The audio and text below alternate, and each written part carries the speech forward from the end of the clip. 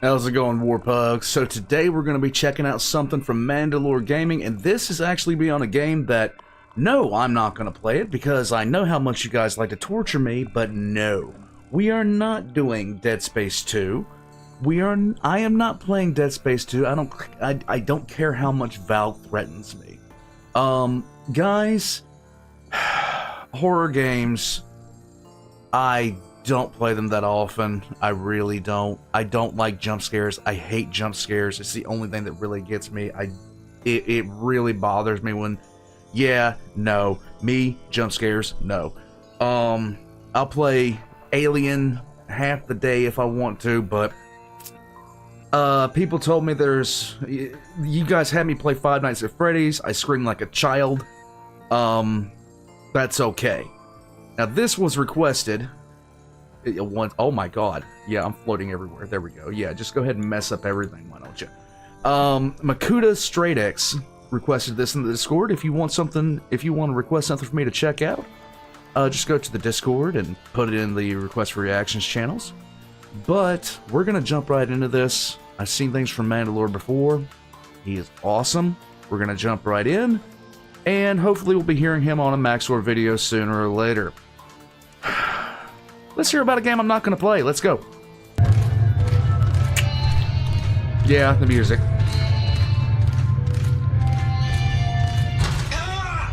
No. Smiley.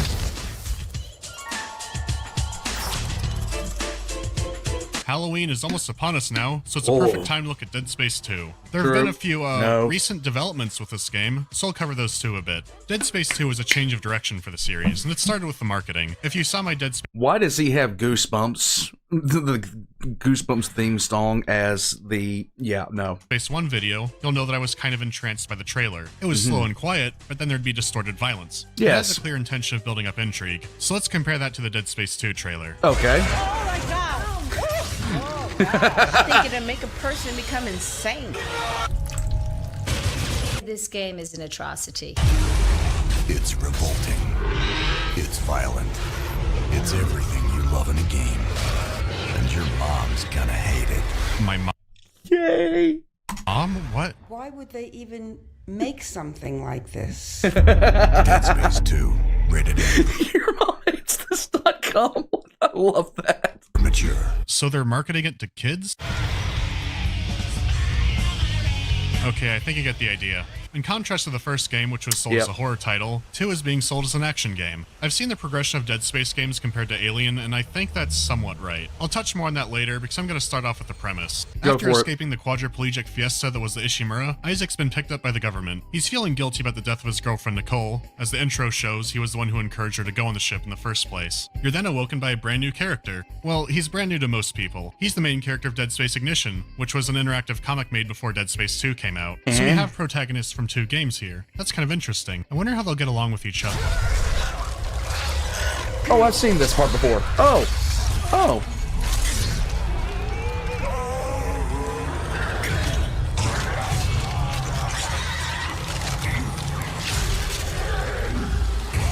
Oh my god, is he okay? No.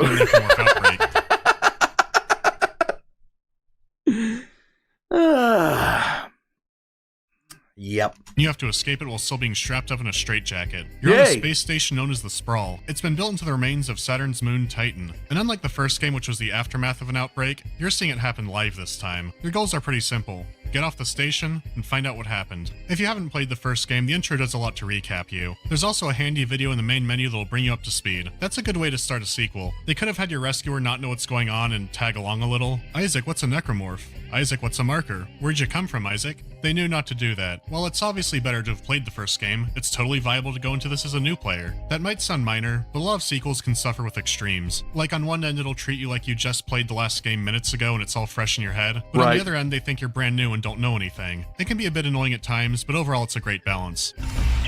Isaac, it's Dana. You have to dismember the creatures to stop them. I know. I've had a lot of practice. So new or returning, you'll probably be comfortable. With that out of the way, there have been a lot of changes since Dead Space 1. So let's start with the visuals. Okay. At a technical level, just about everything is a step up. The lighting, effects, and textures have never looked better. It's mostly free of the technical issues Dead Space 1 had, but the in-game VSync can mess with your aiming a little bit, so you might as well just force it outside the game. It's clear a lot of effort went into improving the visuals, and there are only so many ways I can say that it just looks better, so not having a lot to say is a good thing here. Okay. On the other hand, the art style has gone through some significant changes. This is a high-tech space station. We're not on some dying industrial ship anymore, so most of the game has a much sleeker look to it. The engineering suit is probably the best example of this. In the first game, it's like this bulky space welder outfit. It looked clunky and heavy, but it made sense for the job. That's different now.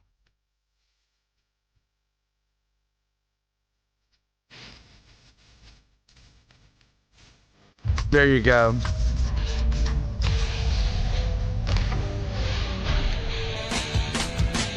The Iron Man movies were making a ton of money during this game's development, so they may have taken some inspiration. It just feels like something changed between the games.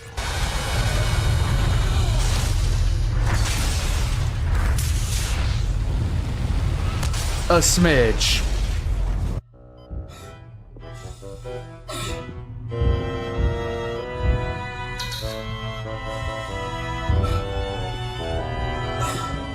I know some people who hate this design, but it makes sense for what they were doing. High-tech space station, high-tech suits. It's also worth remembering that Isaac moved a lot clunkier in Dead Space 1. Like when he's leaning around, he just kind of drifts from side to side. But in 2, he can lean all over the place like he's a boxer. I think his suit got streamlined down so the new maneuverability and better controls would make sense. Right. Even when you find a dinosaur of a suit later on, it's all like material, not plated. There's one major aspect that makes the suit in 1 look better. When I said just about everything was better technically, that meant there was an exception. The way light and reflections work on the suit in 1 seems to be better than 2. I have a suspicion that it was toned down for the environments. Okay. Dead Space 1 had a lot of hallways, and the larger environments are usually more barren. Dead Space 2 typically has a lot more going on. It's easy to forget that this is also a 360 and PS3 title. They had limited resources to work with. Sheer fact of the matter is, I have my own hangups with consoles because consoles tend to have a lot more limitations. Now, granted, if you get something ported over to PC, I mean, there's a lot to be said as far as limitations with PCs go, but not nearly as hamstrung as consoles in some cases. Electronic Arts also didn't want one version looking too much better than the others. So when it comes to the art style argument in the series, I think that's a part of it. It is a subtle difference, but I think it contributes to people not liking Isaac's sleek art style more than they would. It might seem silly to focus on, but there's a constant debate over this. At the very least, I'm glad they were doing something different. If you're really itching to be a lumbering factory worker, they give you that option later on. The new stuff is unique from each other, and I think that's a plus. Isaac was an engineer in the first game. That's not his day job anymore. He's an exterminator now. Seeking out bulky work suits doesn't make sense to him in a practical sense, and it holds back his character development. If he has access to space police or military equipment, why wouldn't he use that? It's a way of showing escalation in the conflict. I've got to move on. I've spent 2 minutes talking about how lights look on spacesuits. The environments are just a flat-out win. I liked how the Ishimura looked utilitarian and practical, but there are so many areas in Dead Space 2 that just blow it out of the park. It's not all sleek future either. There are lots of industrial areas. The station has a purpose. My favorite area by far is the Church of Unitology. It's brilliant. It has a very clean, modern entrance. This is clearly to lure new converts in. The deeper you go, the more red flags there are. Yay. It was easy to forget that this was all in a space station. It's one of my favorite areas in a game, period. It's a medieval cathedral, and a tomb, and a cult indoctrination center, and it's all in space. Yay! It's a visual feast. And like everything else in Dead Space 1 and 2, it's been thought out. Here's where they perform funeral rites. There's the mechanism they use to collect and preserve all the bodies. Zero gravity means less effort to move them around, so it operates off that.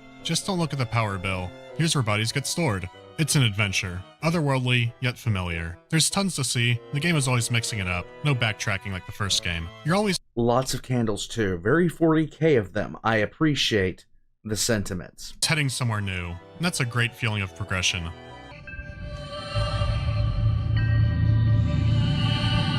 Oh cool, a sail on a Dagoth air mask. Looking at the action side of the gameplay, the first thing I'll notice compared to Dead Space 1 is that the aiming has changed. It uses a targeting reticle instead of laser pointers. Okay. I don't like it. Luckily you can switch back to classic aiming and there you go, you got your lasers back. Yay! There are a few on-rails sections where you have to aim and this seems to offset it a little bit, but it wasn't big enough to be a problem.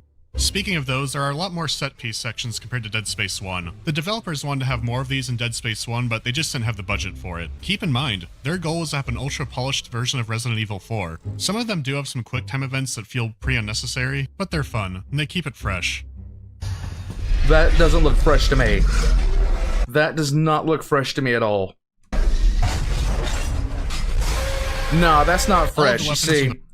That's not a Wendy's commercial for you. That's frozen. That's not fresh. The first game are back with some visual makeovers. A few weapons got their alternate fire modes reworked to be more useful. For example, my beloved pulse rifle now has a grenade launcher instead of whatever that was. So all the old weapons are back and they feel more useful than ever. 2 also introduces 4 new weapons. A rivet gun, a mine-laying detonator weapon, an electric javelin gun, and a sniper rifle. The new weapons feel very specialized. You can still beat this game using the plasma cutter. Using only one of these would be much harder. That being said, with the exception of the rivet gun, I found them all fun and complementary to the other weapons.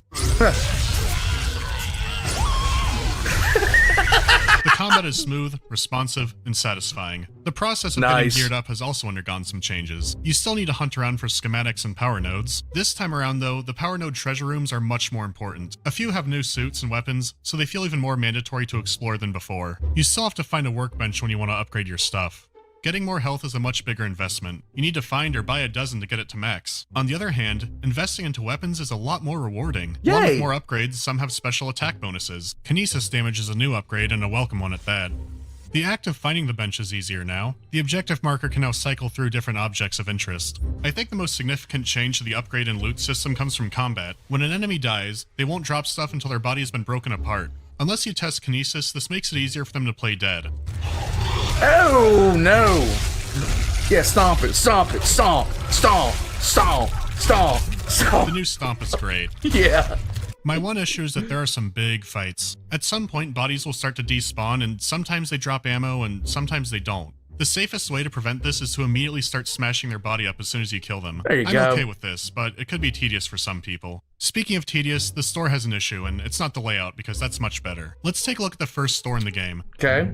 Welcome to Microstore. CEC engineer Isaac Clark. Updating inventory to see. Did I win the lottery? A while back, there was a lot of console-exclusive suit and weapon DLC, but then someone data mined it. Then EA flipped out and said, okay, everyone on PC gets it for free, and they just unlocked all of it. This is on a fresh save. It ruins all the progression. So I had to buy all the free stuff off the store and then shove it in the inventory. If you don't do that, it all clutters up the store for the entire game. But it's slow. You can only move 3 weapons at a time. Moving all the suits means sitting through a fashion show for each one, and I'm not going to do that. Yeah. If the suit costs money, it's one you're supposed to have. Just do that. Let's talk about the enemies. Old enemies look better and have some new abilities. There's nearly a dozen new monster types to fight, and I mean brand new. Look, bro, I think that you might have some sort of stomach virus. You might want to just lay up, you know, eat some bread, bananas, and just don't mess with too much. Not reskins. There's a lot of room to experiment. It's fun finding out look, what works best. Look, these people have stomach viruses all the way around. I mean, you shouldn't be eating the Chipotle burrito bowl when you got this kind of issue. I'm just saying. Which enemy? Some are mainly found in or exclusive to Zero Gravity. It's been completely reworked so you have freedom of movement instead of leapfrogging around. These are all welcome changes. To spice things up even more, they offer a new difficulty level right from the beginning. It can be a real challenge at times. There are a few parts that I'll probably never forget. I bet this elevator screwed up a lot of speedruns. Lower levels have more ammo, so if you just want a monster shooting gallery, that's viable too. There's something for everybody. And as far as over-the-shoulder shooters go, this might be one of the best, if not the best. So the action's great. What about the horror elements? Offline. Station reverted to manual operation only. It shares some of the issues with the first game, like making the payoff to a tense moment be way too over the top. Let's look at the first scene in the game. Did you have contact with this marker? Marker. It made you see things, didn't it? Things you didn't want to see. Bruh. Look. I don't know who this is, but I can bet you money her name is either Courtney or Tiffany. One of the two. I'll put money on that right now, okay? I'll put money on that for reasons. Talk to me. What did it say, Isaac? What did it say to you, Isaac? Nah, yep. Isaac, can you hear me? Yep. When I played this on release, I got shivers watching her crawl up on that desk. It's a really creepy image. Then her face started glowing and I was more confused than anything. They played it too hard. I might catch some flack for this, but I think Dead Space 2 is a much scarier game. It had its moments, but it relied on the same stuff too often. The atmosphere was creepier at all times, but the delivery was weaker. I generally felt a little tense throughout the whole game. This is hard to put into words, so I made this MS Paint graph. This is based off my first Dead Space 1 playthrough. It's generally tenser throughout the whole game, but the scenery doesn't change much. It does deliver from time to time. Here's my Dead Space 2 chart. There are a lot of action set pieces and fights, so it's a lot less tense overall. But when it wants to ramp it up, it ramps it up. Okay. I know this is all subjective, but I'll tell you why I think this way. Okay. When you got to the tram in Dead Space 1, that was it. Chapter complete, next level. The tram was a safe place. You don't get loading screens like that in 2. I mean, elevators were hidden loading screens, but oh, those aren't safe either now. You can get jumped on anywhere, at any time. Yay. This is a subtle effect, but you'll start noticing it more when the game gets quiet. Enemies don't only burst at events. It might even be different on a second play.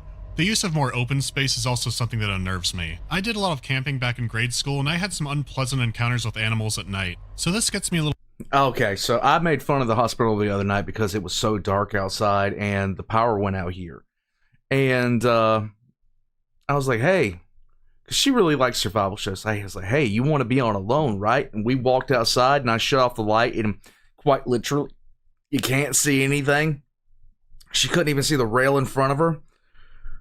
Nah, we're good with that. A little paranoid. It's been a few years since I played this, so when I replayed one chapter, I was sweating in my chair. There's so little light at times that your helmet lights it up. You're hearing weird noises and voices and things are falling over. I was sucked right into all of it.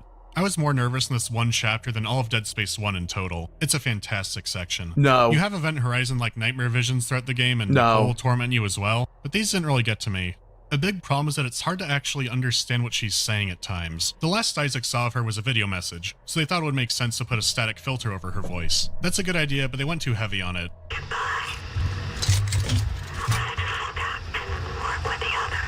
Her name is Nicole. I can buy it. Let's go. My voice level was the highest of all the sound effects. She doesn't just talk during the quiet moments either. I can't reminisce right now. Back Come to on. the good. There's one enemy type that genuinely unnerves me.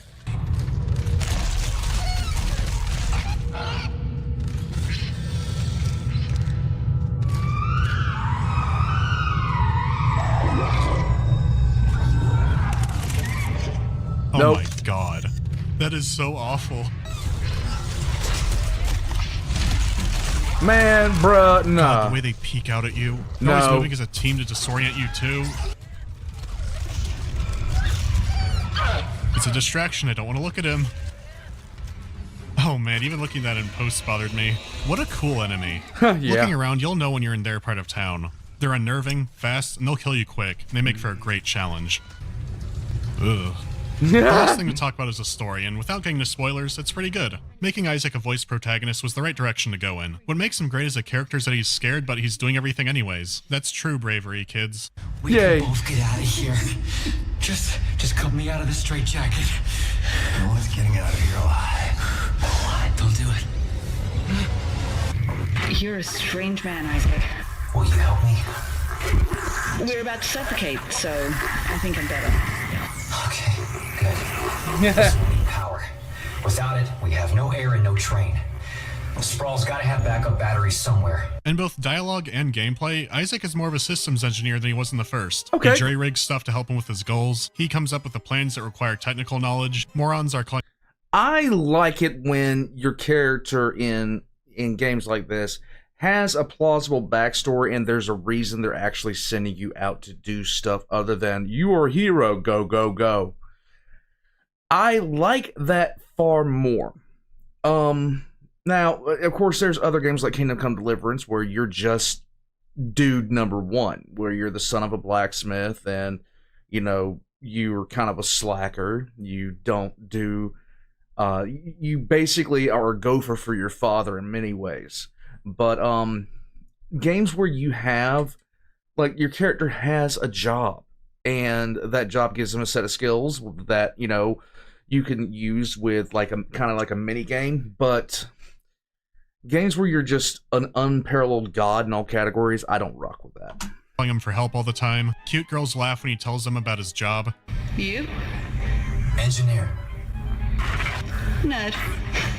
Figures. Very good character traits. Very good. Unfortunately, the story feels a bit less complete than Dead Space 1. 1 answered a lot of the questions the story brought up, but left a few things open-ended, so you felt satisfied but still had some mysteries to ponder over. Dead Space 2 raises a lot more questions, but answers very few of them.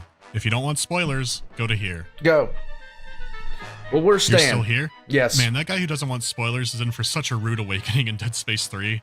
I forgot Awakening was the name of that DLC when I said that. Let's move on. It turns out survivors of marker incidents get afflicted with some kind of dementia. Another survivor, Nolan Strauss, has been hit with it a little harder. Most of what he says sounds like nonsense, but there's a bit of method to his madness. Strauss, what are you doing? You have to face her for me.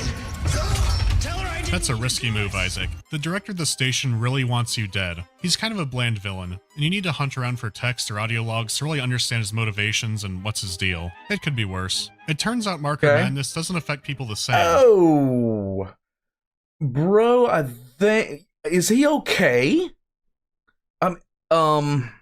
It fills their head with marks and symbols no matter what, but if you're a smart boy, you can interpret the symbols as blueprints for a marker. Yay. That's almost a direct quote.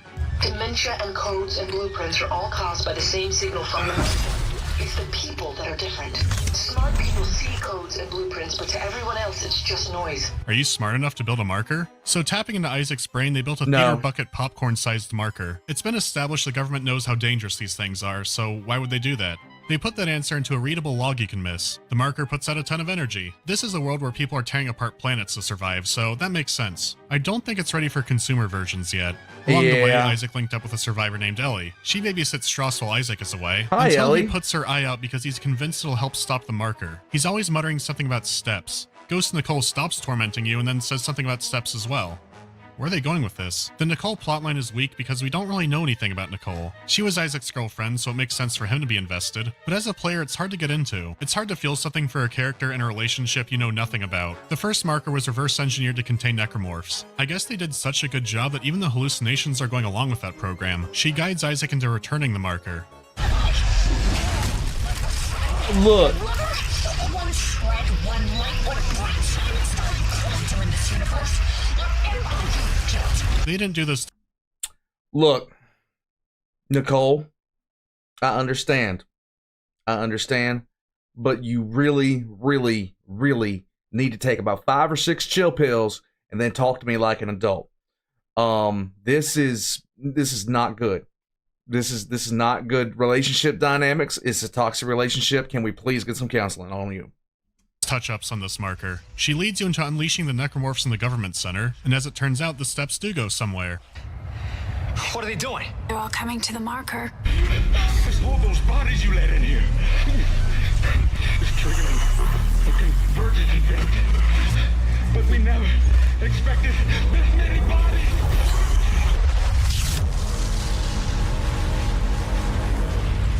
This is called unexpected results. How's it doing? What it was made to do. Isaac, you have to make us whole. What the hell is going on? Crawl inside. Step 2. The screws go tight. All around. Cross my heart and hope to die. Oh, hell. Stick a needle in my eye. Oh god, I gotta be careful. I know the machine unlocked or extracted some kind of marker and Man, hell no. information blocked from his brain, but to this day I don't know exactly what happened. I suspect now that his brain had the blueprints for a something, but wouldn't the marker get that anyway by absorbing him? Either way, the marker needs it to happen, but this also helps Isaac stop it. Nicole then gives Isaac a Jimmy Neutron brain blast and he fights her inside his head. Okay. This might sound silly, but the best line in the series is in here. Okay. God damn it, I trusted you! Fuck you! And fuck your marker! It's not a very good boss fight. Nicole just kind of lumbers around while a reskinned enemy chases after you. The hive mind was also a pretty simple shoot the big glowing things, but at least it was a spectacle. Everything built up to this giant monster and you knew what was going on. The fight in Dead Space 2 isn't literal and it's hard to tell exactly what's happening, but when you do beat it, the ending is worth it. It's a roller coaster that goes all over the place. There's a fun little callback to the first game and then it's over. Isaac developed as a character by letting go of Nicole. Good character stuff. At the end, I still had no idea what the marker was doing. This was clearly made with a sequel in mind. Unitologists think that convergence will unite mankind. Wonder what that means. It's a story carried by its moments, but the beats from Alien are really apparent. People on a planet find a weird alien thing that does something dangerous. They bring it onto their ship, it starts killing people off. A working person needs to save the day. One of the crew members is a traitor sent to recover the thing. Traitor dies, hero defeats thing. Now let's do Dead Space 2 and Aliens. Okay. This time the story is more action-focused. The hero is recovered by authorities and probed about the incident. They're plagued by nightmares and visions from it. The scale of destruction is increased. The hero is given more responsibilities and takes more action to grow as a character. Ripley was absent for the death of her daughter. Isaac was absent for the death of Nicole. Okay. Ripley protects his surrogate daughter. Isaac protects his surrogate girlfriend. Yay! Both end with the complete destruction of the threat. This time the hero saved others and completed their arc. Both have a disappointing sequel. Shots fired. I could compare. I really wouldn't say Aliens 3 was that disappointing. I'd say it was, you know, nowhere near as good as Aliens 2. Well, Aliens. I would say it's nowhere near as good, but I wouldn't say it's bad. All day, but ultimately this formula works. But what happens after you beat the game? You unlock new suits for New Game Plus, and you unlock Hardcore mode. Yay. It's harder than Zealot, and you can only save 3 times. So what happens when you beat Hardcore mode? You unlock the Foam Finger. Real space, real terror, real foam.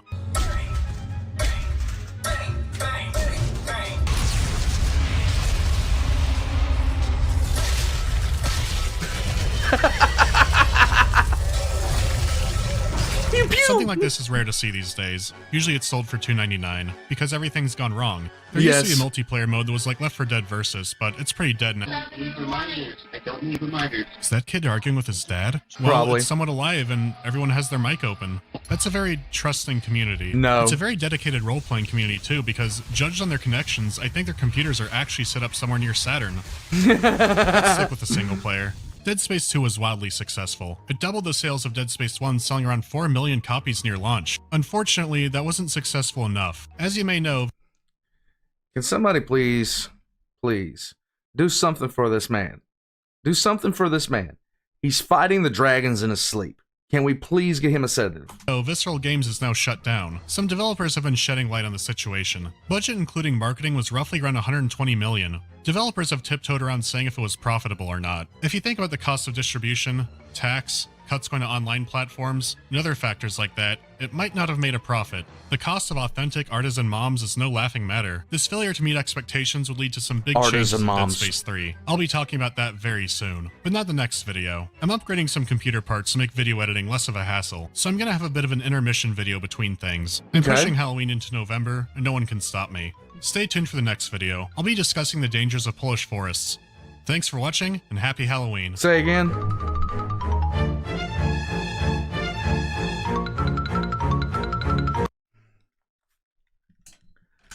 Okay. No. I don't need to play Dead Space 1. I don't need to play Dead Space 2. I'm okay with that. I'm very secure with that. I'm fine with that. I will not partake in my own shortening of life from having heart attacks. I just won't do it. I'll be okay. And you'll just have to learn to accept me for me. Warpugs, this came from, like, there's been so many games that have been released in the past couple of years that I have absolutely hated, but like Dead Space 2 was released kind of like during a real interesting time for games to come out. A lot of games that people are still playing these days came out about that time. And I don't see things changing because AAA studios can't seem to figure out how to stop screwing up games. I'm just gonna say it. They don't know how to, like, they just don't know how to do this crap anymore. And so now we have indie developers that are putting out better games than AAA studios, and AAA studios can't figure out why nobody's buying anything.